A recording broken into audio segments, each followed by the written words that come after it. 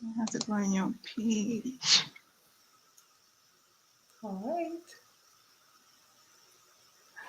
Hi, everyone. Hi, everyone. Welcome again to Your Financial House. Trudy's in the house. Yay! So Trudy has been doing a really, really good job for us the Yeah. past 7 weeks. I would think almost 2 months Yeah. on the financial house, and we appreciate that she takes the time, sacrifice what she has to do on a Saturday to be with us on Your Financial House. So, ladies and gentlemen, I will leave it up to Miss Trudy to tell us a lot about why we need a wheel in place. So, Absolutely. so far we've been telling you about how to build your financial house, what's the foundation. Last week we spoke to you about life insurance, group insurance, and today it is why you need a wheel in place. So, ladies and gentlemen, help me welcome, put some love in the chat for Miss Trudy Showhoff. Oh, thank you so much, Avril. You're welcome. All right. So, as you would have seen the Facebook post for the live today, we're talking about wills and why they're so important. You would have noticed as well that when we did the financial house, the building, and I'll bring up that diagram just now, the Mm-hmm. will is an important part of your financial house. And that's why I felt it's so important for us to discuss it at some point in time. And I think this is the right time for us to do it as well. Yes, the right time. All right. So let me just bring in my slides. All right. Yeah. So, how important is it to have a will? All right. And, we're going to answer certain questions where people think that, you know what, I don't have a lot of money. I'm not wealthy. Mm-hmm. Why, why would I need a will? I don't have to distribute to anybody or anything like that. So, we're going to get into this, and there are certain circumstances where a will is so important. So important. Okay. So, as I discussed, we're looking at your financial house, and you'd notice here, just at the bottom, Mm-hmm. under foundation. Mm-hmm. And that's important. As we know, foundation of every home is to make sure that it's solid. Mm-hmm. So for protection management, they talk about income protection and life insurance, which we addressed for the past 2, 3 weeks. We also talked about emergency fund, which was early in the sessions that we did that. We talked about budgeting as well. And the last point that I have there is a will. So the will is part of the foundation of your financial home. Okay. So, what is a will? And I have some very valid points that I've listed out here. Your will is it's your last will and testament. You always hear that term, your last will and testament. So, if you want the legal and the official jargon, it's a legal document that outlines your wishes regarding the care of your minor children, if you have smaller children who are under 18, sorry, 19. That's in Nova Scotia. That's the legal age before you become an adult. And so it allows you to be able to name your children's guardian if something happens to you or both of you, both spouses. Okay. It is a document that also outlines your wishes regarding your remaining assets. So if you have a home, if you have some money in the bank, your RRSP, your TFSA, if you have all of that, and of course we don't take these things when we die, it's left there. We need to have, make sure that it is sorted in the way that we want it to be. Okay. Um, you also indicate who your executor of your will be in the will, right? So who's going to wrap up your personal affairs for you? Who's going to make sure that they carry out your final wishes, right? So that's what a will does as well, right? And it can also assist you in estate planning, so it can minimize your tax burden as well. Mm-hmm. And this was a pretty big point that I found out in my research as well. Okay. So as we move forward, if you die without a will, and this kind of puts things in perspective for us. All right. So as I mentioned, some people think I don't need a will, but let's look at it the other way. If you don't have a will, what other circumstances, what can occur. All right. So when you don't have a will, it's referred to as you being intestate, right? Where there's no, executor to take care of your will and make sure that things are taking place. So everything goes into your estate, and that's where it remains. What then happens is that your estates will have to be divided up based on what the law of the province. So it depends on which province you are, and they have specific laws that they would have. All right. So they may not give it to the loved one that you want it to be given to, or even how much you want to give to them as well. Right. So it's out of your hands and it's out of their hands. It's whatever happens as well.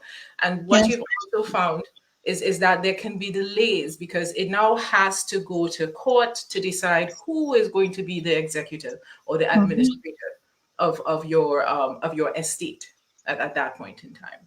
All right. And you find that this sometimes I've heard of things taking years sometimes to be able to settle an estate as well. So having a will in place helps to shorten this period significantly so that things get to their loved ones in time for when they need it.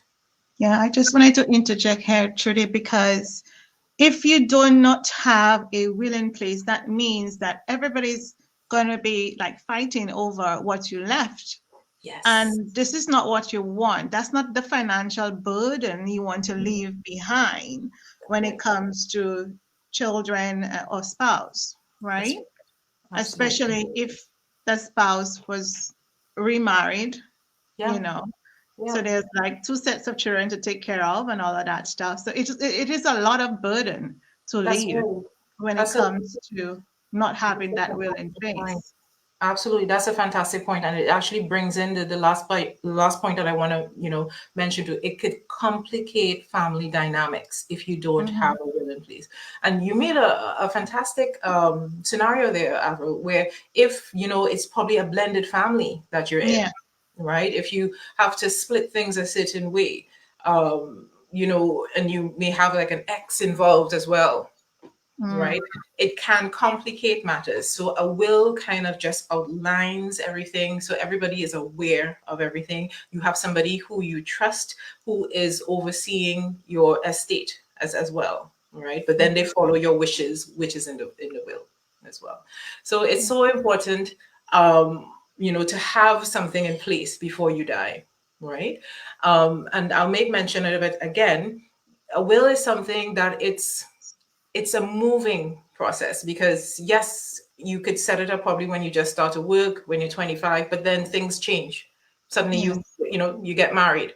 So you may have to tweak it then. Suddenly kids come into the picture. So you have to tweak it again.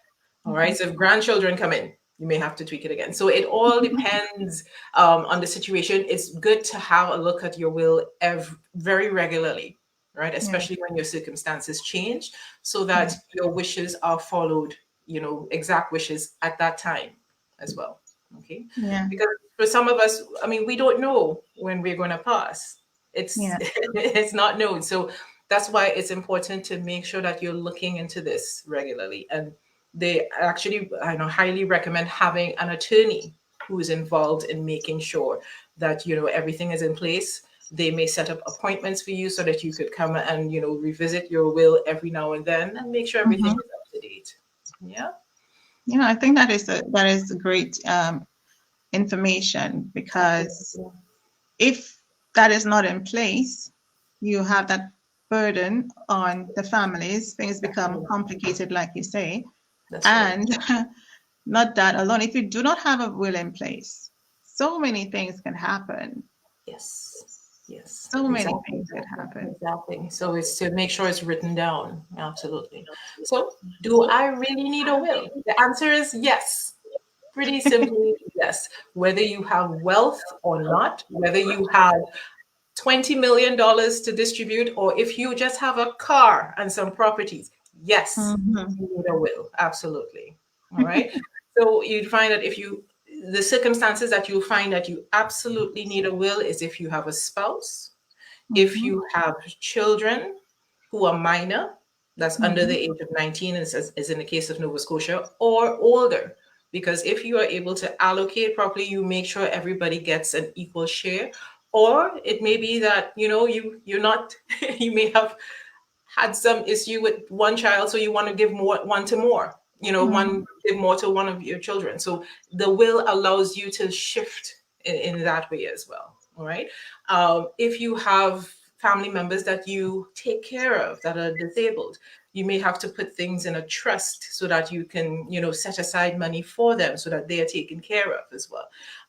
If you have elderly family members, people who may not be financially aware of Yeah. everything. So you want to have somebody who is there to, make sure that everything is done for them. So these are circumstances that make it important to have a will. And I mentioned their pets as well, because especially in Canada, I've realized how, pets are so important to Mhm. people as well. It's almost like a family member Yeah. for Yeah. it's a family member for some people as well. And I want to correct you there, Trudy. yes, I wanted absolutely. to correct you there. It's actually, It it is a absolutely family is. name for some people. Absolutely is. And Yeah. what to be noted, especially with the law, is a pet is not, it is considered property. A Mhm. pet is considered property. So as a result, you can't leave money to a pet. Okay. So in my research, what should happen is that you have an executor or somebody who is assigned or set up to take care of the pet, and then you can leave what you want for your pet as well. So these are things that your will take care of, making sure that you have all of that understood. Right. And this was an interesting point as well, because when we Ooh. talked about life insurance and so forth, you have Mhm. designated beneficiaries set up for your life insurance. The Yep. same for when you set up an RRSP or TFSA. You have somebody that you designate as a beneficiary. That is, if something happens to me, this is where my funds will be, right? Mhm. So, normally if you have a TFSA, if something happens to the husband, it will go to the wife, it's understood, or to the children, right? This is how you would set it up normally. All right. But then besides those types of assets, like the life insurance, the property, retirement, and so forth, besides that, what could also happen is you have other assets that you cannot, assign a beneficiary to. Okay. Mhm. Like your home, if your home is, in your name only, or your husband and wife, Mhm. yes, it can automatically be left to your spouse. But suppose your spouse dies before you, Come on, my turn. what then happens? So it shows that you have to put certain things in place so that if the scenario happens, you have a plan for it, Yeah. basically. Well, Absolutely. I totally agree, Trudy, yeah. because these things are important Yes, to have. absolutely, They are absolutely. important to have in place, especially a will. And some people will think that a will costs almost what, $3,000, $2,000, and they think they have no money to do that. So tell Yeah. us a little bit about that. I'm sure you probably have that answer. Yeah, you're right. When we checked around just to see how much it costs to sit down with a lawyer to get, a will in place, it could cost sometimes $700 to $1,500, sometimes more. It depends on how involved, you want your will to be. Mhm. But send your queries to Avril and I. We have a solution for you. We have something that allows you to be able to get a will in place, and the cost is, it's really not that bad. It's not that Mhm. bad. All right. I don't want to talk, too much about it. Please just reach out to us. You'll see our contact details. Just reach out if you just want to find out some more information about what we're talking about.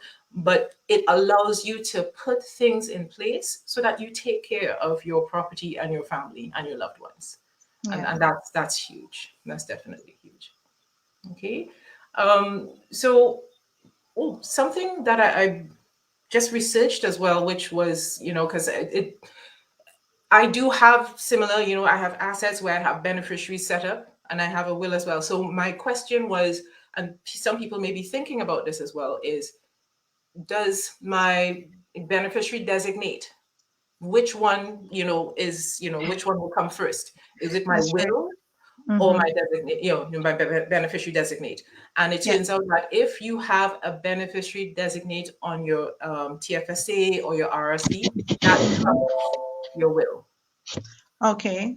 Yeah, So it's like the life insurance. You have, you know, that first person, and then you have the second person. that's right. Your You know, contingent beneficiary. Yes. yes. So Yeah. that stands as well, right? So even though you may have something else in your will, what Mm-hmm. is on your life insurance, what you have as your on your RSP or your, that trumps what you have on your will. Okay. Okay. And this is why it's so important to make sure that you are looking at these things regularly, because you may have some updates that you want to make to it. All Mm-hmm. right. Say you may have had, some one child at the time, so you have that child as a beneficiary. However, by the time you're coming down to the end, you probably have three kids. You would want to go back and make sure that you update the Yeah. beneficiary so that it includes all three children as well. All right. So you have to do it on all your legal documents to make sure that it stands, so that if and when it happens, these things are in place as well. Yeah.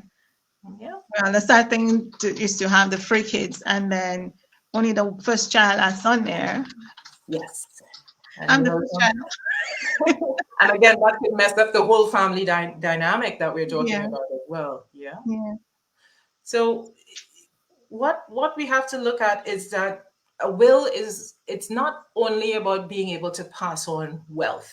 That's not the only reason for having a will. It's about Mm-hmm. being able to provide some independence and control as we age, right? Yeah. And making sure that, and I think that's probably the most strongest point, making sure that your families, they come together at the time when you're no longer there, because it's a time for families to bond together even more, and not to fight over the remaining assets and figure out who should get what, right? The main point at that time is to make sure that this is my wishes, this is how I Mm-hmm. want it, and to make sure that the family follows that as well. Yeah. Yeah. I think that's totally, I totally agree, Yeah. because having things in place, it makes it less, I would Easier. say less easier. That's right. Well, it will make it easier, and for someone who doesn't have a will in place, it's just so much chaos there. It could be, yeah, it could be if you don't have one in place. So it just makes it less stressful for the family as well. All right. And as we saw, it is part of the foundation, right? You Mm-hmm. may not have the wealth now, or you're in the process of building, but having that there puts things in place for you. So it makes it a lot easier as you go through your career as well. Yes, Yeah. absolutely. Yeah, absolutely. So again, we've basically come to the end of looking at each item of the financial house, right? Yeah. We've touched on, the different levels, just making people aware of what, they need to be looking for, and things that they need to keep in mind with when they're dealing with their finances, right? And I find this to be a fitting conclusion to understanding a bit more about your financial house as well. And again, I want to stress anyone looking for more information, because we each have different circumstances. We're unique individuals. So while we may pose different scenarios on the Mhm. live, Yeah. you may have something that you need to tweak. So as a result, reach out to us, talk with us, let us know your questions so that we can then help to guide you in what's your best options for sure. And that's Yes. important. All Yeah. right. I just have to say that we thank you for your time um, Absolutely. coming here every Saturday and sharing with us what we need to do when it comes to, sorry, putting our financial house in place. Yes. You did a fantastic job so far, and I'm sure the audience will agree that you have done a fantastic job. Ladies and gentlemen, put some hearts in the chat for Miss Trudy if you think that she has done a fantastic job so far, teaching us about our financial house and how to keep it in place. Yes. And To get in touch with Trudy, you would have to PM her on Facebook, Messenger, and also her Gmail is right there at the bottom here. We could see her email address. Yes. And if you have any questions to all what we have discussed when we started in September, I believe, or October. Yeah, it was September actually. Yeah, the Yeah, end of September.